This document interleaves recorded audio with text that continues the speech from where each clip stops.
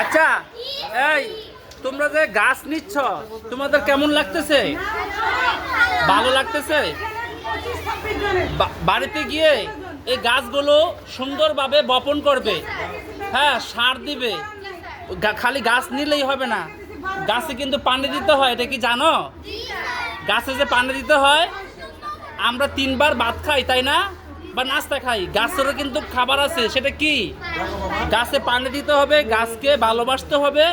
বলো, আমরা একসাথে বলি, সবার আগে বাংলাদেশ, সবার আগে বাংলাদেশ। হ্যাঁ বলো, গাছ লাগাই। আমি বলবো গাছ লাগাই, তোমরা বলবো পরিবেশ বাঁচাই। গাছ লাগাই, গাছ লাগাই, গাছ লাগাই। আচ্ছা ঠিক আছে, তোমরা যাও।